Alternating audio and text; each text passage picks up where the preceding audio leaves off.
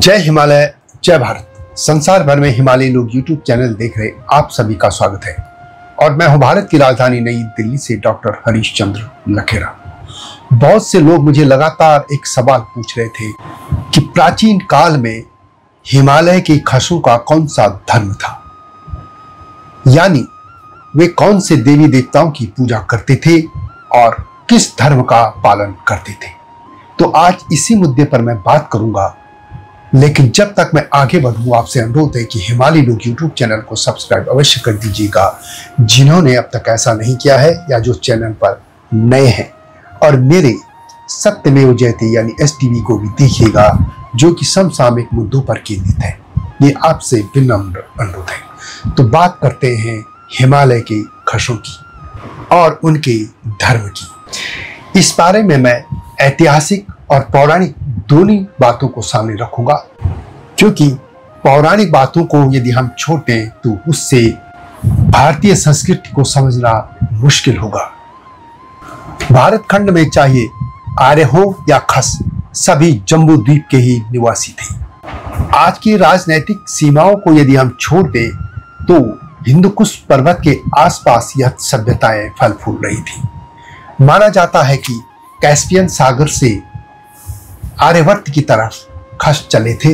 इतिहासकारों का मानना है कि ईसा से लगभग 1,500-2,000 साल पहले खस हिमालय में पहुंच गए थे। कैस्पियन सागर से चली यह यात्रा पूरे हिमालय में पहुंच गई थी। वैसे खसों की 3 धाराएं आई थी, एक हिमालय में चली गई थी और दूसरी ईरान और आगे की तरफ और तीसरी धारा गुजरात की तरफ। लेकिन मैं बात हिमालय के खसों की बात कर रहा हूं।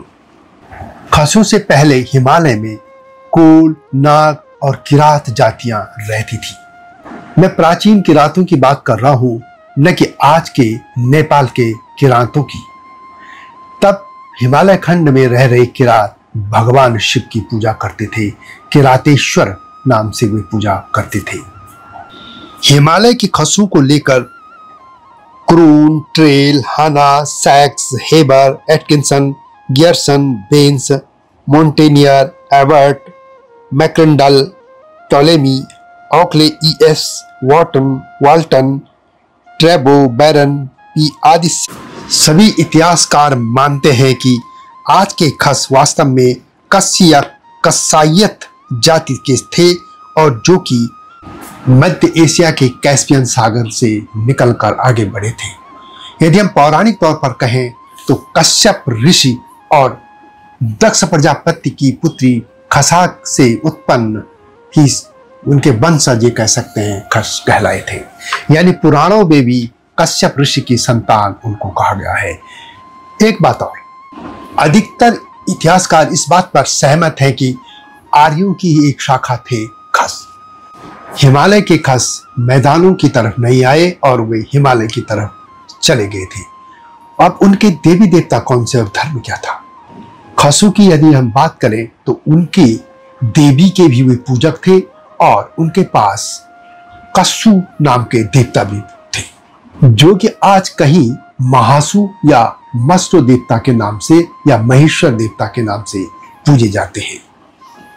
हिमालय की जो नैना देवी है वह भी वास्तव में खसों की देवी थी, जो कि आज भी पाकिस्तान के बलूचिस्तान में नैना या नैना देवी के नाम से या नैना बीबी के नाम से पूजी जाती है और वास्तव में यह खसों की देवी थी। ये कह सकते हैं कि खस भी देवी और भगवान भोलेनाथ के ही पुजारी थे। खसों की भाषा उदीचाम थी, जो कि संस्कृत से मिलती जुलती थी। खस भी लंबी चोटी रखते थे। लंबे प्रवास में अलग अलग रहने से आर्य और खसों में काफी भिन्नताएं आ गई थी, लेकिन जब दोनों मिले तो एक दूसरे में समाहित हो गए थे। चूंकि उस कालखंड में किसी धर्म का ऐसा नाम नहीं लिया जाता था, न धर्म की कोई इस तरह की अवधारणा बनी थी। एक जीवन शैली थी, एक जीवन पद्धति थी और आर्य और खसों की एक ही जैसी जीवन शैली थी। DD शर्मा अपनी पुस्तक हिमालय के खस एक ऐतिहासिक एवं सांस्कृतिक विश्लेषण में लिखते हैं कि इनके देवकुल के संदर्भ में उल्लेखनीय है कि देवाधिदेव के रूप में ये जिस महाशक्ति की आराधना करते थे उसका नाम था कशु, जिसे वे अपनी प्रजाति का रक्षक मानते थे। अपने मूल स्थान से भारत तक की अपनी दीर्घ यात्रा में उन्होंने यद्यपि कई नए देवी देवताओं को अपनाया तथा कई पुराणों का परित्याग भी किया, किंतु अपने पैतृक देवता कशु के प्रति उनकी आस्था को उन्होंने बनाए रखा था। भारत में यहाँ के आर्य या अन्य लोगों के संपर्क में आने पर इनके महादेव अथवा महेश्वर या महाईश्वर की समकक्षता में इनका कशु, महाकशु और महासु हो गया था। हिमाचल प्रदेश, उत्तराखंड, जम्मू कश्मीर से लेकर नेपाल तक में यही देखें तो कशु के देवता अपने देवता की पूजा करते रहे। नेपाल में यह आज भी मस्टो देवता के नाम पे पूजे जाते हैं। देवता की तरह एक देवी भी इनकी थी, यानी इष्ट देवी, जिसे हिमालय अर्थात हिम शिखरों की रानी, जो कि हिमालय रूप में सामने आई थी और बाद में यही हिमालय नाम भी पर्वत का पड़ा था। यह कह सकते कि हिम के इन रूपों में जो भी पूजा होती थी वह देवी की होती थी। इसके अलावा एक देवी और थी इनकी कसायतों की, वो कुल देवी, वो थी नना अथवा ईराना, जो कि बलूचिस्तान में आज भी पूजित बीबी नैना है और जो कि कुषाण शासक कनिष्क के सिक्कों में भी इस देवी का उल्लेख मिलता है। इस तरह हम देख सकते हैं कि यही देवी गौरी, नंदा, पार्वती, हेमावती आदि नामों से पूजी जाती थी और चाहे नंदा देवी हो या नैना देवी, यह सब खसु की देवियां थी। दूसरी तरफ हम देखें कि खसु से पहले जो सभ्यता हिमालय में थी वह कोल, नाग और किरातों की थी। किरातों की देवता भगवान शिव ही थे, जो कि किरातेश्वर के नाम से पूजे जाते थे। इधर आर्यों के भी रुद्र थे। जब आर्य, खस और किरातों का मिलन हुआ तो इनके यह एक ही देवता एक साथ महादेव के रूप में सामने आए। इसी तरह आर्यों की देवी दुर्गा हो या लक्ष्मी या खसु की नैना या नंदा देवी, ये सब मिलकर मां भगवती के स्वरूप में एक साथ आ गई थी। चूंकि आर्य सभ्यता की एक खासियत रही है कि उसने सभी सभ्यताओं को अपने में समाहित किया, किसी को मिटाया नहीं। यदि आप इस्लाम और ईसाईयत को देखेंगे तो वो जहां भी गए उन्होंने सब सभ्यताओं को मिटाकर अपनी ही सभ्यता को थोपने की कोशिश की।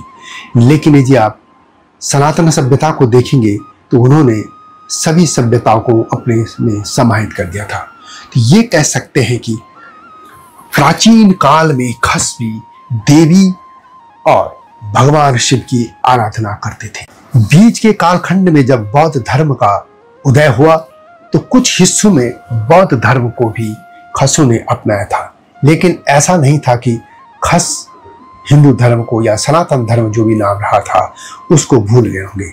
इसका उदाहरण हम नेपाल के डोटी क्षेत्र के नागराजा के शिलालेखों को देख सकते हैं, जो कि भगवान विष्णु और भगवान बुद्ध दोनों की उपस्थिति को दर्शाते हैं। ये राजा दोनों ही देवताओं को एक साथ मानते थे। यानी जैसा कि आज के कुछ लोग प्रचारित कर रहे हैं वैसा था नहीं। भारत में जब बौद्ध धर्म का विलोप हो गया तो लोगों ने भगवान बुद्ध को भी भगवान विष्णु के साथ ही पूजना शुरू कर दिया और इसका सबूत यही है, इसका प्रमाण यही है कि भगवान विष्णु के अवतारों में बुद्ध भी गिने जाते हैं। भगवान बुद्ध का जन्म ईसा पूर्व 563 में लुम्बिनी में हुआ था और उनका परिनिर्वाण 483 ईसा पूर्व में हुआ, जबकि खस उनसे बहुत पहले हिमालय में पहुंच चुके थे। इसलिए यह कहना गलत है कि खसों का प्राचीन धर्म बौद्ध था। कुछ लोग ऐसा प्रचारित करने में लग गए हैं, लेकिन ऐसा है नहीं। यह जरूर है कि बीच के कालखंड में कुछ समय कुछ हिस्से में बौद्ध धर्म का प्रचार अवश्य हुआ था, लेकिन पूरा हिमालय कभी भी बौद्धमय नहीं हुआ, क्योंकि बुद्ध के जन्म से बहुत पहले ही खस हिमालय में पहुंच चुके थे और तब उनके अपने देवी देवता थे, जो कि बाद में आर्यों के साथ समाहित हो गए, क्योंकि दोनों एक ही धारा से निकले थे। तो यह थी खसों के देवी देवता और धर्म की बात। वीडियो कैसे लगी कमेंट में अवश्य लिखें। जल्दी आऊंगा नई गाथा के साथ, तब तक जय हिमालय, जय भारत। हिमालय पे पेड़ हो तो गीत गाएंगी नदियाँ, गीत गाएंगी नदियाँ। पेड़ों पे चिड़िया है तो गीत गाएंगी नदियाँ, पेड़ों पे चिड़िया है तो गीत गाएंगी नदियाँ। माँ की लोरी जैसे होते हैं नदियों के गीत।